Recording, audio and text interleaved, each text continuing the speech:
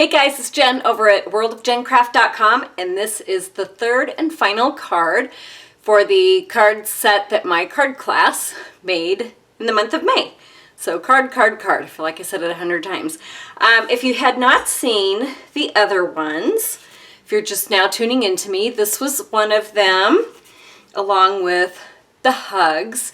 And then this last month, instead of 4 cards, we made 3 cards in a little 3D project, which I've already demoed on another video of this little cute Post-it note holder.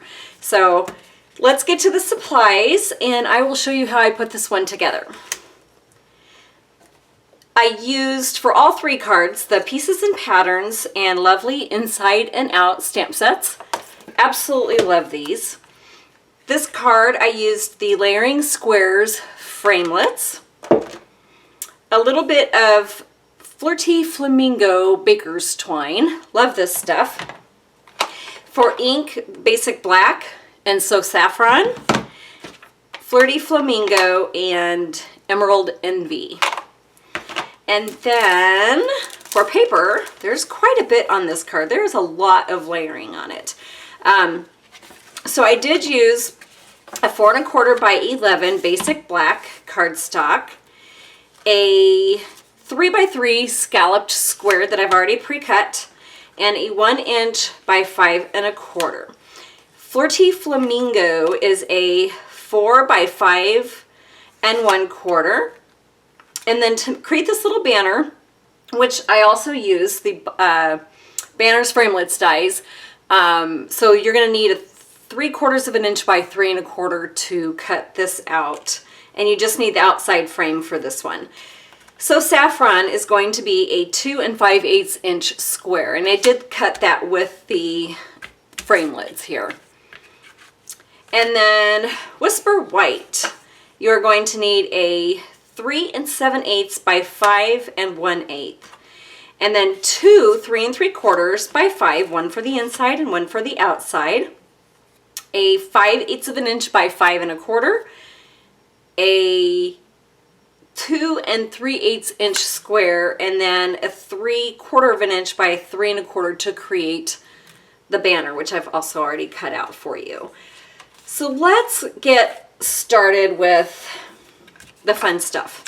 And this is a technique that I taught on a card earlier using the You're Sublime stamp set. But I just absolutely love the random stamping, and I love it in these colors. I thought this turned out really super cute. So I'm just going to kind of go over how I created this random stamped piece, and it's actually fairly simple. So I'm just going to go ahead and I'm going to open up my 3 stamp pads here. And we are going to start with probably the Emerald Envy in the center. Oh, isn't that so pretty? So then we're going to clean off our stamp, which, forgive me right now, I'm not sure where my thing went. Hold on one second. Okay, so I think I'm going to go ahead and just squirt this up a little bit, and hopefully that'll work with that. So, well, okay. So we're going to start with that one, and then I'm going to take my So Saffron, and you're going to want to kind of just tilt your stamp just a little bit, or turn it. And what I did is I lined up the edge of my stamp with the edge of that stamped image, and I ended up like with about a 1/16 of an inch in between. So we're just going to clean that off, and then we're going to move over to our Flirty Flamingo. And that one is going to go right in here between them, again lining up the edge of my stamp with the stamped edges of these. Isn't that just absolutely adorable? So then the next one I'm going to do is I think I'll stick with the Flirty Flamingo, and then I'm going to line it up here in between these two, and then we're going to clean this off, and we're going to go back to our So Saffron. And our So Saffron then is going to come, I'm trying not to get my head in the way. So then that's just going to come here between the Flirty Flamingo and the Emerald Envy. And I'm going to do it again. between these two. And I haven't been twisting it. So you can have it all lined up and saying the same thing, but I think this time I'm going to try and turn it a little bit. So you're just going to keep doing that. Now I'll go back to my Emerald Envy, and he's going to go up here and then in between here, and then in between these two. And then we're going to clean it off again. Just make sure I'm getting all that ink off. And I'm going to come back to my Flirty Flamingo, which is kind of off screen here. And then this is just going to go in between these two. And then I'm going to bring it down over here. And that's going to go over here. And then I'm going to fill in here with the So Saffron. And let me think here. So this I'll bring in my Emerald Envy again.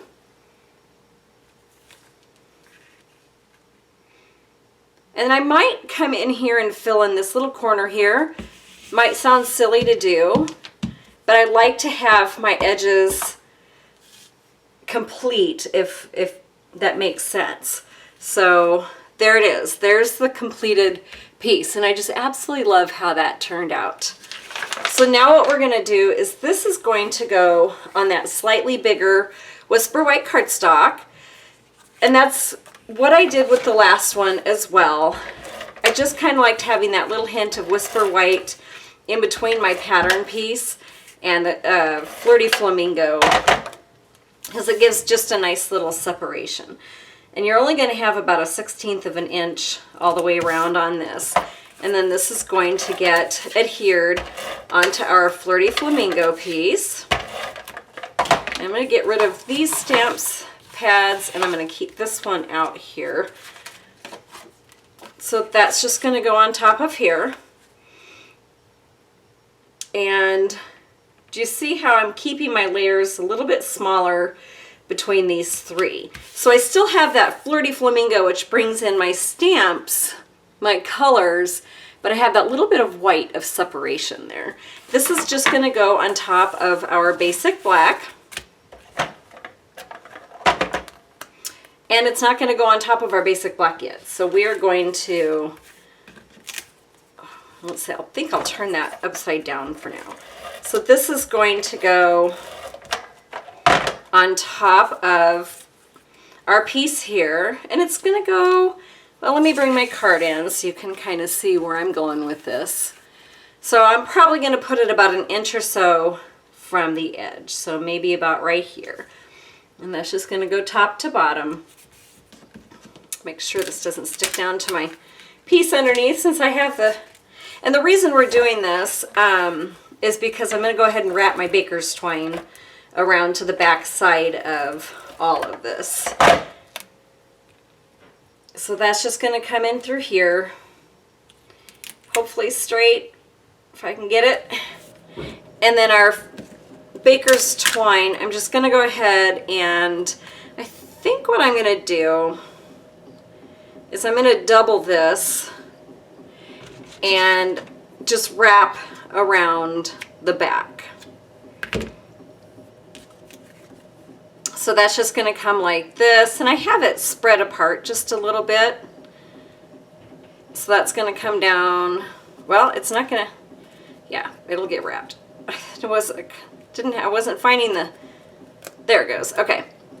And then it's going to come, if I can get this untangled. Of course, the more I try, the more it tangles. Oh, goodness. Okay. So then that's going to come around here. And I guess we could probably just cut off this little excess here. So now I'm going to go ahead, making sure I have these little lines straight. And now I think I'm going to add just a little bit more adhesive on top of here, just to make sure that my twine stays in place.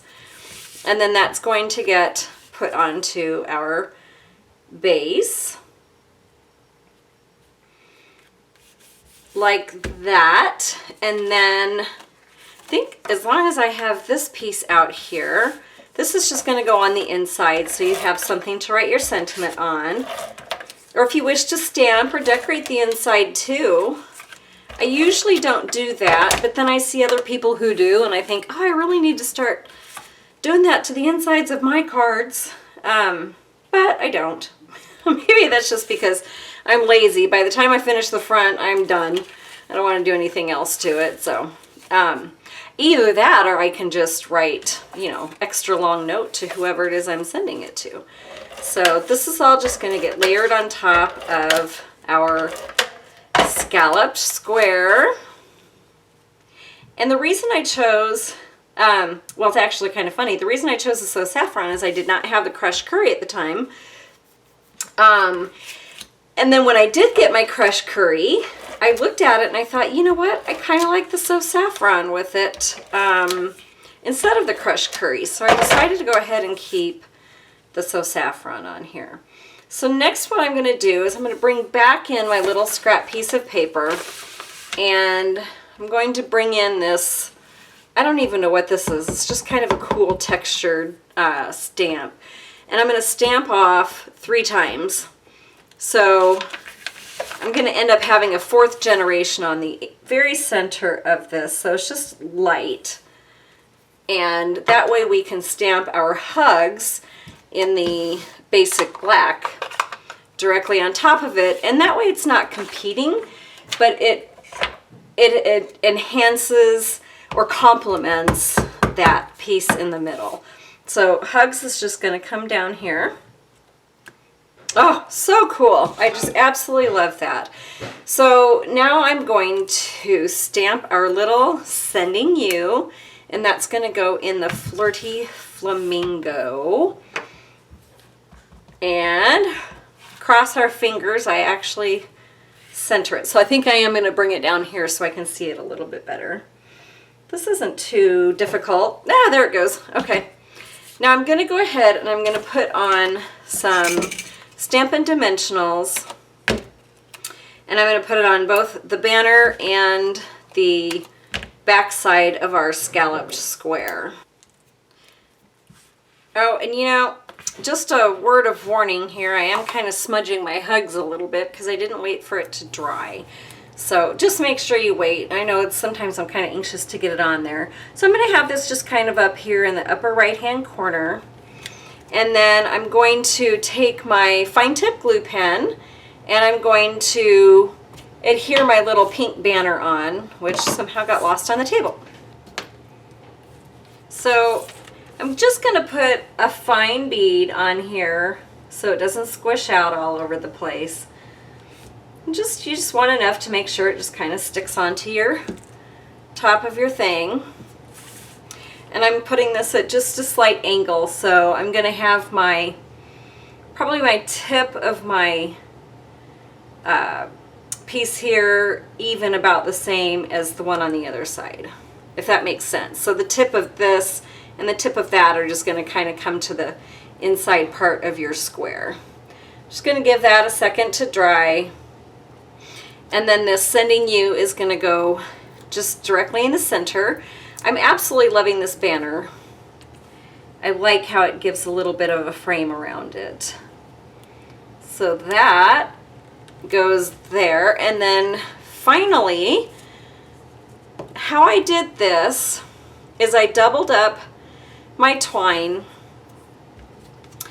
and then I actually tied a bow, believe it or not, but I wasn't really thrilled with how the bow was looking. So I made the bow, and wherever you want that to be. So I'm just going to make my bow here. And I thought, I wasn't really thrilled with how the bow was looking. So I kind of brought it in a little bit shorter and kind of tried to make my edges even here. And then I came in with my scissors and I cut where this bow meets here at the end. And then I cut my twine on each end to go ahead and match. And that is how I got my little fluffy doohickey here. So So that's it. That is our card for today. I hope you guys enjoyed. I hope you learned a little something new. And if you would like, I will have dimensions over on my website, worldofgencraft.com, that you can print out if you wish, along with a supply list. Thanks again for watching. Have a wonderful day, and I will talk to you later. Bye.